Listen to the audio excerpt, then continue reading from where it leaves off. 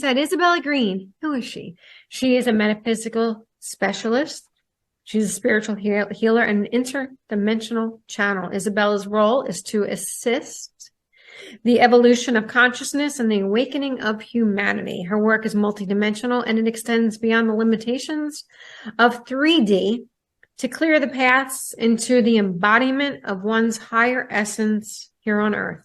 She's also an accredited life coach, Reiki master, mystic, and Akashic Records reader. And today we are going to be talking about reincarnation and ETs. Right on. All right. Everybody's favorite topics. Very cool stuff there. So, Isabella, welcome back. It's good to see you again. Great to be here. Thank you very much. I appreciate that. All right. So I know we had tried to cover a lot during that time. So, and I know we'll probably end up doing these in segments because there's a lot that you got going on in there. So, but I want to get back to, we were talking about tunnels. So when people do pass, do they all go to where we left off last time is when people do pass, do they all go through the proverbial tunnel, the light, or what does that look like for people? I can share the experiences that I had in sessions with people. And I kind of touched upon that in the episode that we did that was called Exit and Reincarnation Cycle.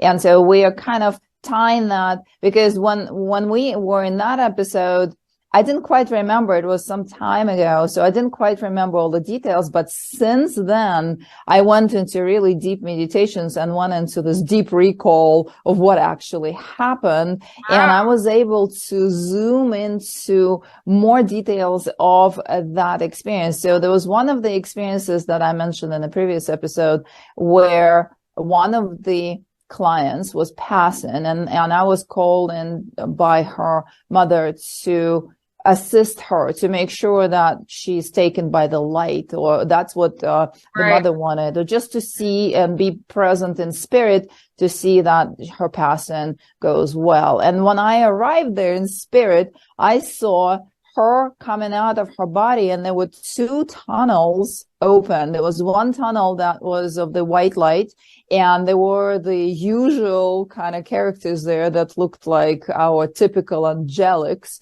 And they looked really relaxed, and they looked really kind of confident that they were going to get her.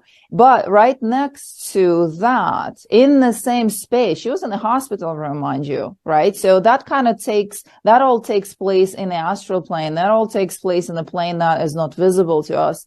But to me, as a spirit traveler or the person who is able to zoom into dimensions, I'm able to see it. And so in the room next to the tunnel of white light, there was also the tunnel of blue light, and there were strange looking beings. You asked me what kind of beings they were. I could not recall at that moment, but since I dropped into that scene again and zoomed in, I observed once again, I literally re-observed that entire scene again, and I observed that these beings were insectoid. They had long robes on, and the weird shapes of the heads that I mentioned. As I zoomed in, I observed that these were more like the Mantian type of beings, and they had something like a clipboard or something that, like the smart glass kind of thing. And in that vision, I knew that was for accounting for the souls. Like they were literally standing there and checking if she was going to make a choice to go with them or to go into the tunnel of white light. I had no idea what these beings were. And at that point, I still believe that everything needs to go into the white light.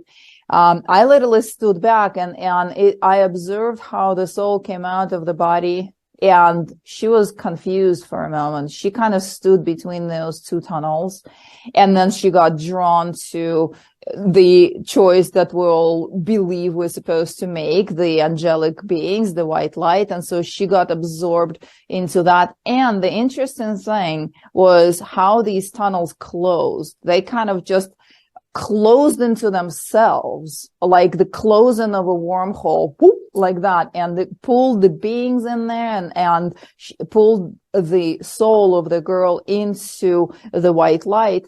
And then the room was completely empty, and then it was back to what it looks like. And so that made me question recently, it made me question, do extraterrestrial species participate in our reincarnation cycle? Why would they be waiting for the soul to come out? There was another incident that I observed, but they were little beings that were over blue light, and they were surrounding the person's sickbed.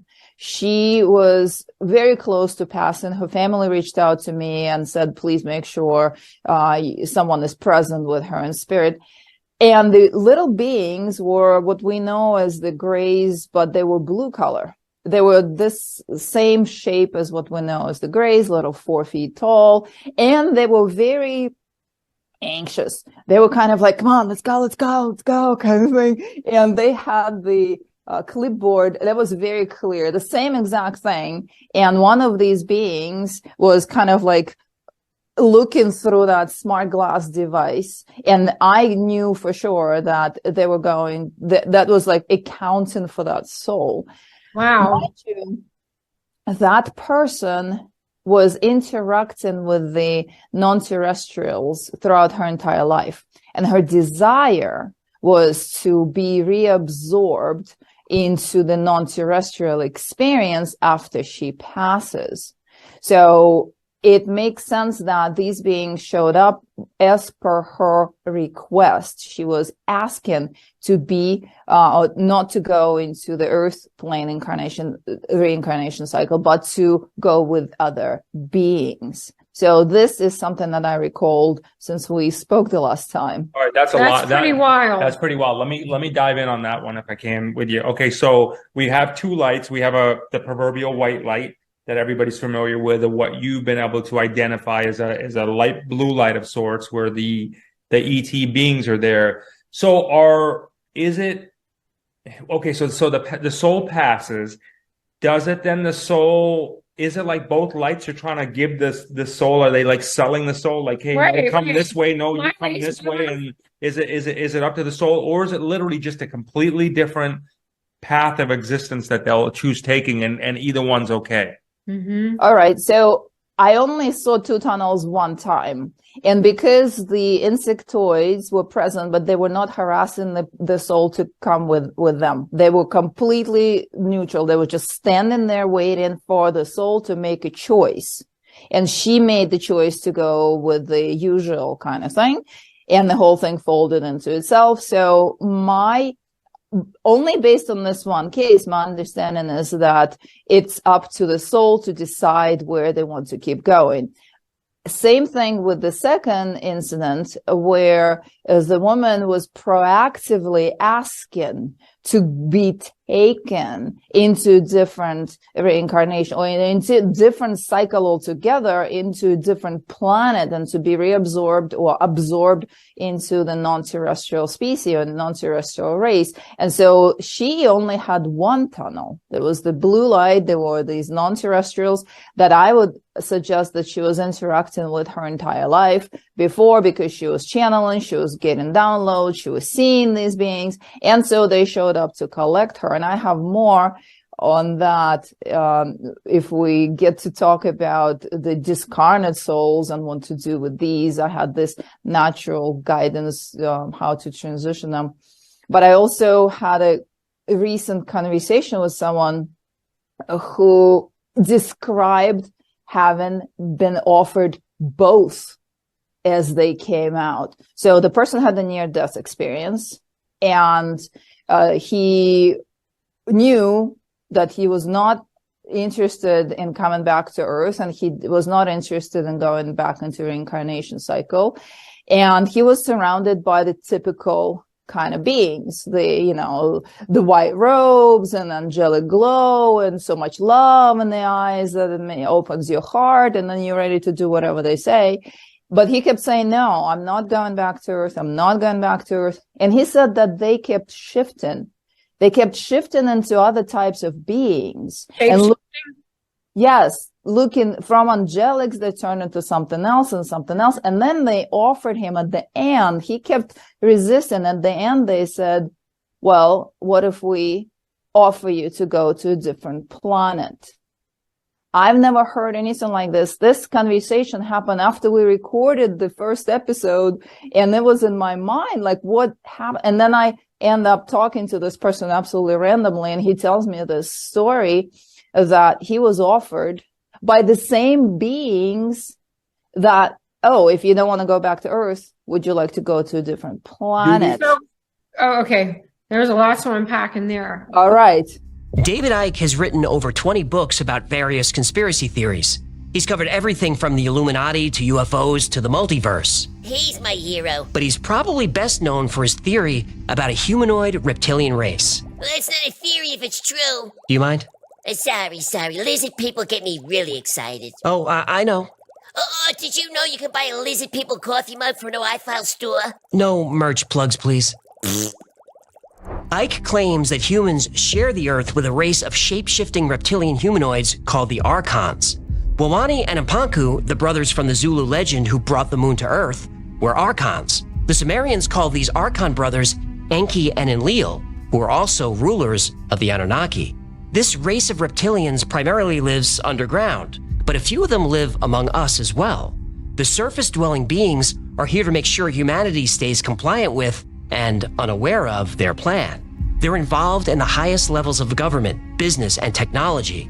They're monarchs, politicians, and bankers. They own and operate major media companies. Mark, are the allegations true that you're secretly a lizard? I'm gonna have to go with no on that. I am not a lizard. They influence every aspect of human life. They are the Illuminati. When we describe the reptilians as shapeshifters, you might think of a creature that physically changes its shape, like Odo from Star Trek, Mystique from Marvel Comics, or Tonks from Harry Potter. Reptilians don't do this. They actually always look like themselves. What they do is manipulate the human brain to perceive them differently. The source of the reptilians' power is their ability to alter our perception of reality. And they don't do this with telepathy, they do this with technology. According to David Icke, the moon is not only a spacecraft, but also a holographic projection device. The broadcasts from the moon warp our reality, or at least our perception of reality. There's what's known as a frequency embargo around the Earth. Wait. Who enforces this embargo? Well, there's a bunch of alien races who are part of a galactic federation, and they keep an eye on the reptilians, but it's a whole thing. Go on, I got time. No, it needs its own video. She got me all excited. This is a bunch of bullshit. There is much more to reality than we can perceive with our senses, and the human brain is quite capable of experiencing the true universe. In fact, it was specifically designed to do so, but the frequencies that would allow us to see the real world are being blocked. Instead, we're locked into the simple three-dimensional existence, but there is much more being withheld from us. If you believe in simulation theory, then these beings are the creators of the simulation. If you're religious, then these beings are demons or jinn. Either way, they're not our friends. But why? Why would an advanced race want to keep humans oblivious to the real world? Well, when humans were first created, the alien creators learned something. All other animals on Earth are driven by instinct. The instinct to eat, to survive, to reproduce, and that's about it. But when the first humans were given sentience, a byproduct of that sentience was emotion.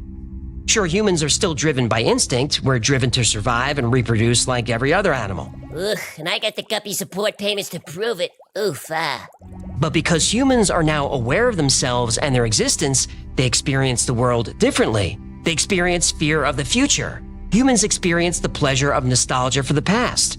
No other animal has this gift, or this curse.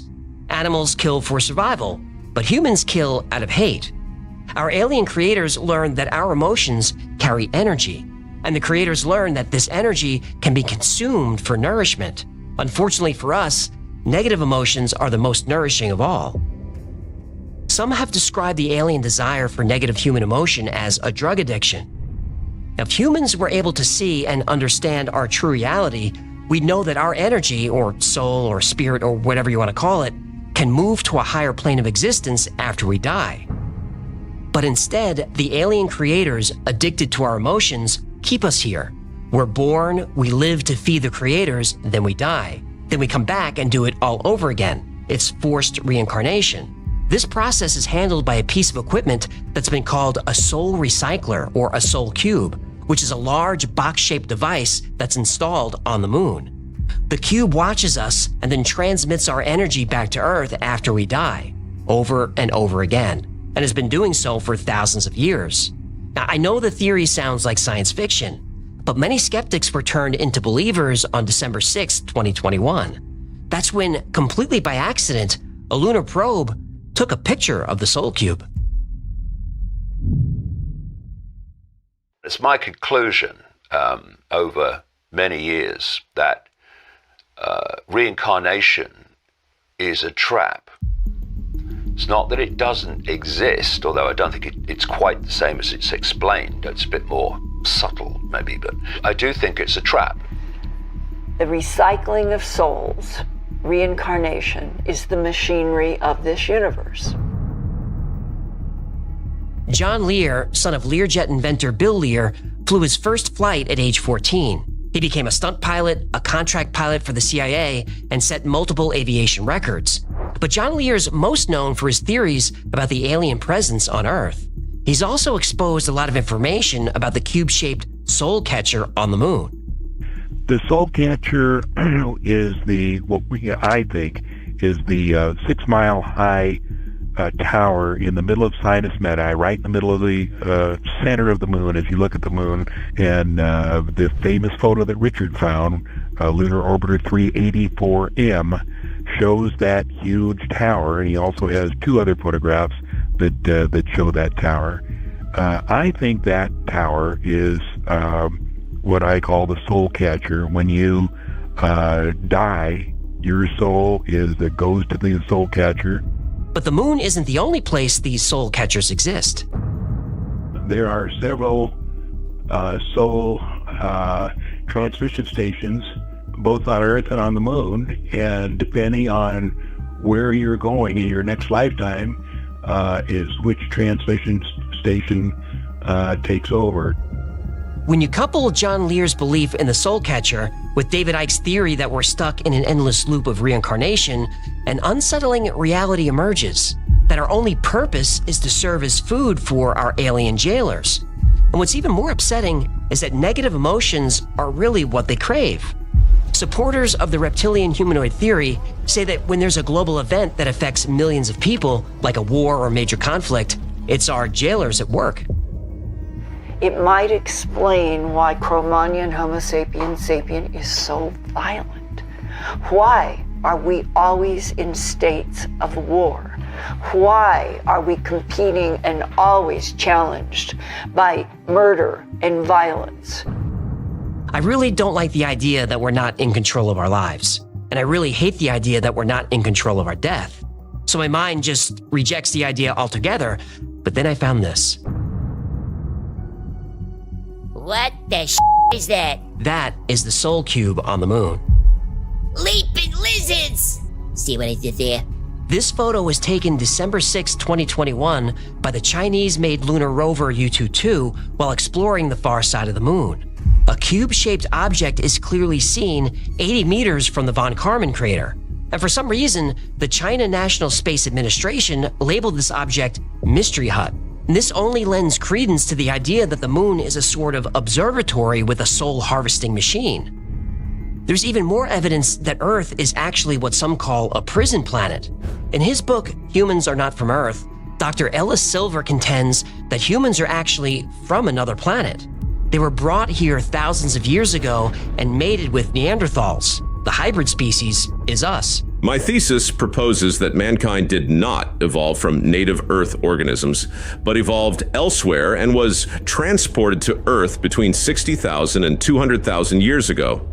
Mankind is supposedly the most highly developed species on the planet, yet is surprisingly unsuited and ill-equipped for Earth's environment.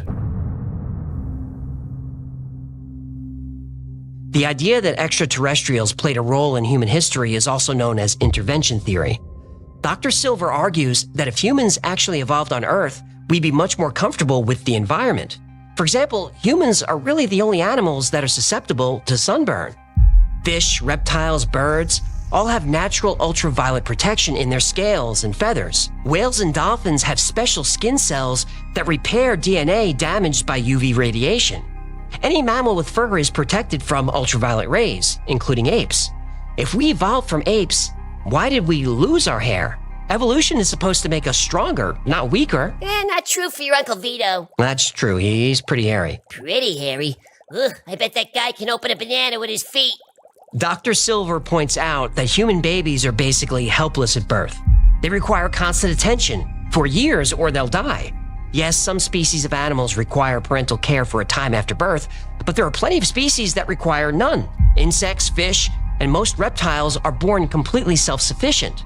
Some land mammals are born standing up. Some birds are born with their eyes open and able to find food on their own. No other animal on the planet is as helpless as we are at birth.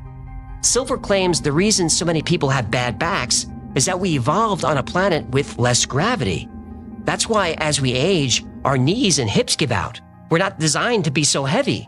We're also prone to chronic illness more than other mammals.